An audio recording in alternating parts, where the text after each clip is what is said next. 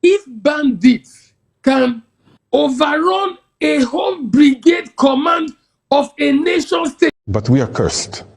We need to ask ourselves some questions. If you want to win a battle, know the strength of your enemy. If you don't know the strength of your enemy, you are never in a war. We are a poor nation. The band code will follow. I asked myself, if I were a soldier, will I shoot a bullet for this country? So I join you and my colleagues to commend Mr. President that in these difficult times, it is better to borrow for projects. The real ones have changed. But if the leaders don't want to change and the people also accept their miserable conditions, well, what can we really do? We don't want to see our people in misery. Do you think Nigeria should become a Sharia nation? That is my ambition, and that is the ambition of every Muslim in this country. The deal is done. Hello everybody, welcome back to Plan B TV News Gist and Blog. In this particular video, I'm going to show you how some African countries are coping and fighting against insecurity, and how Nigeria are also fighting against insecurity. The first on our list is Mali. It is no longer news how some group of rebels overwhelmed some parts of Mali, especially Kidal, the northern part of Mali. Now, I want you guys to watch analysis on how the Malians rappelled and fight against those insurgency without even letting a single soul out of their territory. And I want you guys to watch this documentary. Please stay tuned. If you have not subscribed, please do. If you do, turn on your notification bell so that you wouldn't miss out our official uploads. Please guys, stay tuned to the very end of the video. There are lots for you to watch. We'll be right back. Right now, as you are watching this video, armed rebel fighters inside the city of Kidal in northern Mali are sending messages to the United Nations. They are not sending victory dispatches. They are not announcing the next phase of the offensive. They are pleading. They are asking for a safe corridor out. They want the UN to negotiate their exit. They want an escape route. After the Malian military, backed by the Africa Corps, Burkina Faso, Niger forces, surrounded Kidal and intensified airstrikes and ground operations, turning Kidal to a death oven. And Bamako, Africa Corps, Burkina Faso and Niger, they looked at that request and they said no. Now, if you saw that headline and thought that is brutal, that is inhumane, that is a war crime waiting to happen, I understand that reaction. That is the reaction the international media wants you to have. But stay with me for the next 10 minutes. Because the story of how those fighters ended up trapped inside Kidal, begging for an exit, is not a story of Malian aggression. It is the story of a military operation so well designed, so methodically executed that the enemy walked straight into it and only realized the trap when the walls had already closed. This is not a story about a retreat. This is a story about a hunt. Let us go back to April 25th, 2026.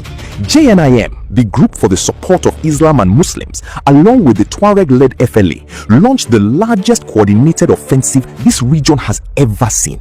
5 cities hit at the same time: Bamako, Gao, Savary, Sevary, and Kidal simultaneously. The scale was unprecedented. The message was unmistakable. We are everywhere and you cannot stop us. In Kidal specifically, the Malian Armed Forces and the Africa Corps, that is Russia's military contingent operating in Mali, came under heavy, sustained fire. And then, in full view of the war, they withdrew. Russia's Africa Corps confirmed the withdrawal publicly on April 27th. FLA commanders posted footage from inside the city. Fighters declared Kidal liberated. Social media erupted with celebration videos. International news organizations ran with the story. The Malian army retreated. The rebels took Kidal. The world called it a defeat. But here is what the world did not know, or chose not to ask. 2 weeks before that withdrawal, on April 13th, the Malian army had already conducted precision airstrikes on armed weapons caches and logistics nodes inside and around Kidal. They were not scrambling. They were setting conditions. They were preparing a container. Because the hardest problem the Malian military has faced for over a decade is not firepower, it is location. These fighters know the Saharan terrain better than any satellite. They disappear into desert, they appear, strike, and vanish. You cannot defeat an enemy you cannot find. So what do? You stop chasing them. You make them come to you. You give them a city and then you close the doors. Searching for fighters dispersed across hundreds of kilometers of Sahelian desert is expensive, dangerous, and inconclusive. But when they are inside a city, with walls, with entry points, with predictable supply routes, the equation changes entirely. That is precisely what happened in Kidal.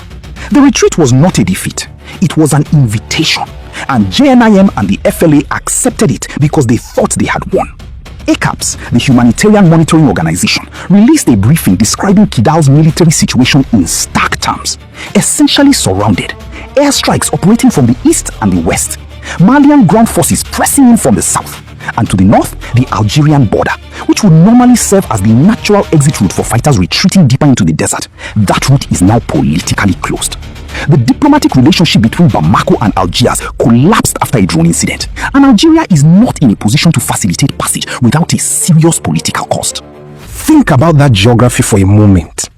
East strikes, west strikes, south advancing ground forces, north a border that will not open for you. The fighters who flooded into Kidal to celebrate a victory are now looking at those four walls and realizing they are not occupiers. They are contents. This is why they are appealing to the United Nations. Not from a position of strength, from a position of desperation. The request for a safe humanitarian corridor is not a political maneuver. It is a distress signal.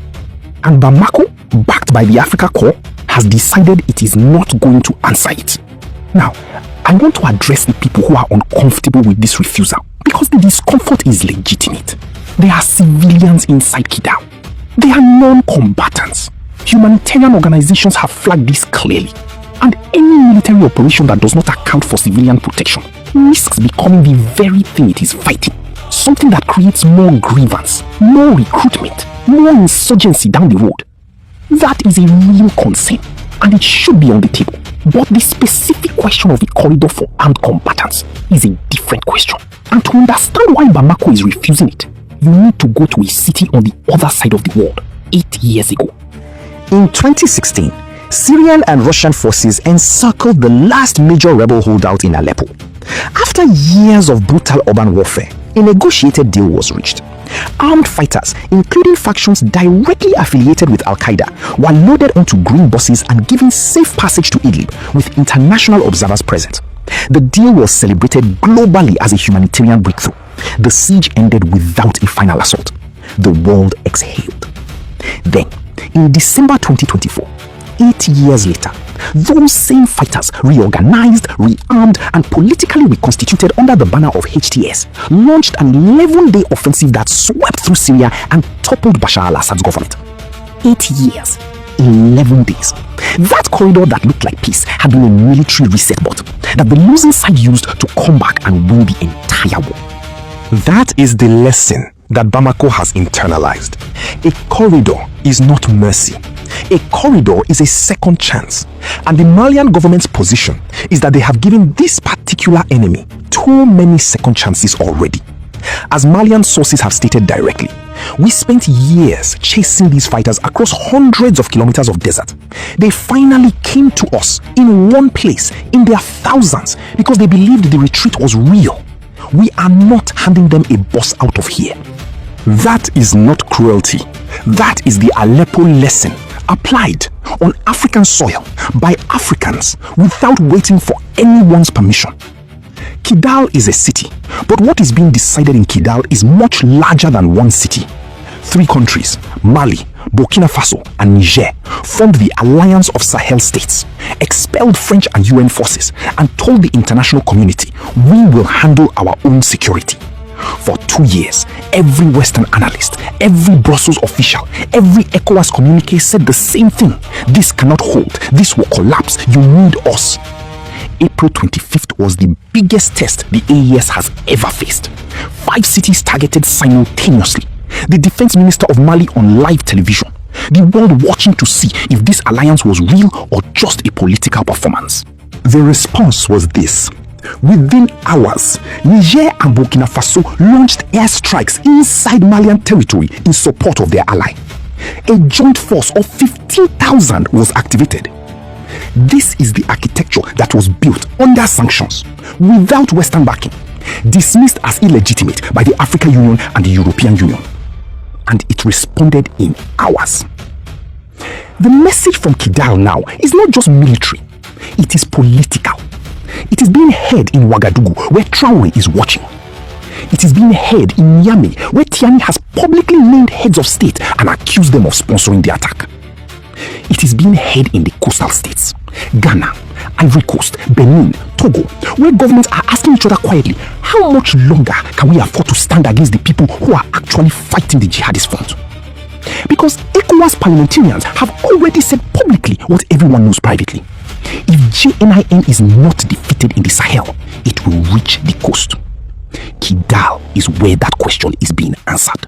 I want to be honest with you, because this channel does not do cheerleading. The military operation in Kidal can succeed and still fail. That sounds contradictory. It is not. The communities of northern Mali have felt excluded from Bamako for decades. They have watched peace agreements made and broken since 2012. They have watched resources extracted from their region while services never arrived. Those communities are not just bystanders to this conflict. They are the soil in which the next generation of fighters is either planted or prevented. No siege, however precise, ever permanently closes a recruitment pipeline that is fed by genuine political grievance. So the question after Kidal is won, and the trajectory right now suggests it will be won, is not did we crush them? The question is, what do we build here that means we do not have to do this again in 10 years? That question is not answered in Kidal. It is answered in Bamako, in governance decisions, in resource sharing frameworks, in whether the political settlement that has been deferred since the Algiers Accord of 2015 is finally seriously honored. The tree that has been cut many times remembers the axe. Mali has decided this time they will not return the axe. Good.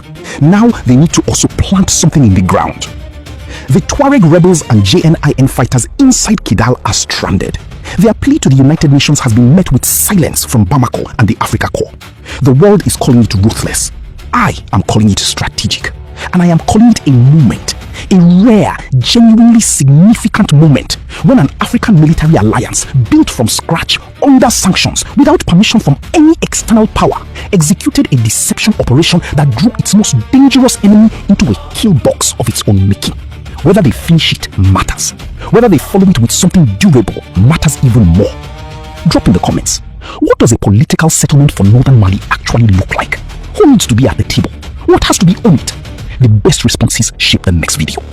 Now you watch the video. You see how the Sahel region, Burkina Faso, Mali, Niger, you see how they collaborated together to fight against insecurity, to fight against insurgency that overwhelmed Mali. That is how an alliance supposed to be fighting against this insurgency in any country that they felt like, okay, this Fulani herdsmen or Boko Haram, Al-Qaeda, or the terrorists are overwhelmed. But in ECOWAS, the only thing they care about is how to borrow from the Western world. It's how to sow their people to the Western world. But I want you guys to watch this particular video from VOP on how this man angrily talking about the way terrorists have overwhelmed Nigerian security agency, even by brigade generals, and nothing is being done, no retaliation. I want you guys to watch the video. If bandits can overrun a whole brigade command of a nation state, of the army of the most populous black nation in the world, they will operate for 2-3 hours successfully, run down a brigade command, repeat the same feat in a matter of days, on and on. And you think we have a nation? See my pain. My pain is that I asked myself, if I were a soldier, will I shoot a bullet for this country? I've said this for a very long time, that Nigeria does not display the requisite discipline that is required for nationhood. Unfortunately, it has permitted the military, just like it has affected every sphere of our existence as a country. Now, you don't need to be a military expert to know basics, like force security, operational security. I was just wondering, where was that relegated to in the strategy book of Nigerian military? Because I was in primary school when I started reading military magazines. There was no internet. I I have some uncles that used to send me magazines from the US and from Europe. And from that time, you get conversant with some basics in military operations. Way back 80s or even earlier. And right now, in the 21st century, you have the military of the largest black nation of the world sending troops to harm's way, no strategy in force security, no enforcement of operational security. Bandits could operate for 3 hours successfully, kill generals, and there's no response. God, how do you explain it? See, of a truth, in as much that our personnel on the field are doing extremely well, they are doing everything within their strength to fight against this insecurity. I will give them that credit. The soldiers are trying, all the armed forces are trying, I mean the ones on the field, but their top leaders are the ones that are weakening their strength. You will see a military personnel will be executed and the Nigerian government will not release a statement or even pay condolence visits to the family, or all they care is just to bury them, mass burial, then recruit another one. A Boko Haram can show how they execute a brigade general. The whole country will be silent and nobody will speak. Now, what is the problem of your president? We are a poor nation. A household will not fire. They say firewood will not borrow. They need more money. All they care is borrow, like this video. We are a poor nation. The bank code will follow. They say firewood, not smoke. They say we need to plant more trees. And they are not giving us money.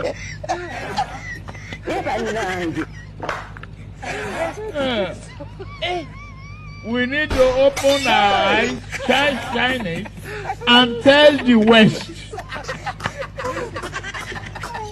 If you don't guarantee our finances and work with us to stop this, we are not going to comply with your climate change. You're doing. God have mercy upon us. You might say, oh, this video is old. Do you know that according to the analysis that the Tinubu government within the space of 2 years, the money they have borrowed is far more than what the whole Nigeria since we get independence have borrowed. All the presidents since 50-something years now put together what Tinubu borrowed within the space of 2 years.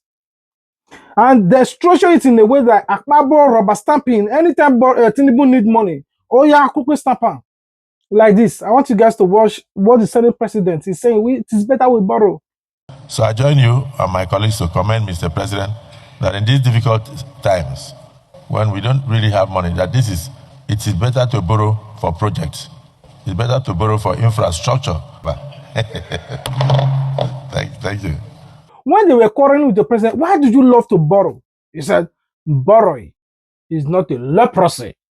All it does is borrow. It don't care about your life. All of you that are thinking or crying, because I want you guys to watch this video. If we have to borrow money, we borrow. It's not borrowing is not a leprosy. One might wonder, are they borrowing for infrastructure? Are they borrowing to improve the economic of Nigeria, to improve the system of Nigeria, to develop the country? What are the reasons they are borrowing? They are borrowing for 2 reasons. And the number 1 reason is this. I want you guys to watch it. Boko Haram are being rehabilitated. Now, what they do, after the rehabilitation, they fill form, they ask questions. How many people have you killed? So if you kill 50, you have your own class. 50 and above, 20, I have never killed. So if you have never killed, maybe you stay there 1 month and go off. If you kill small number, 2 months. If you kill many, 6 months. Which type of ammunition that you use? Then that's the people that they are going to pay them a payoff of 3 million. And a monthly salary of 50,000. I'm saying this, it should be a shocking. I'm revealing this. After being rehabilitated, what happens the next? If you cannot live without gun, the government will provide gun for you. As a civilian JTF, you all know that they are here in Abuja. Most of them are repentant Boko Haram. Some of them that they cannot stay in the society, they are being exported to Algeria to go and attack the miners, to go and do illegal mining, gold mining in Algeria, and be paid. If they sustain gunshot, they are going to be transported back to Maiduguri and treated in the University of Maiduguri Teaching Hospital through the government of Borno State. The repented IDPs, repented Boko Harams, and also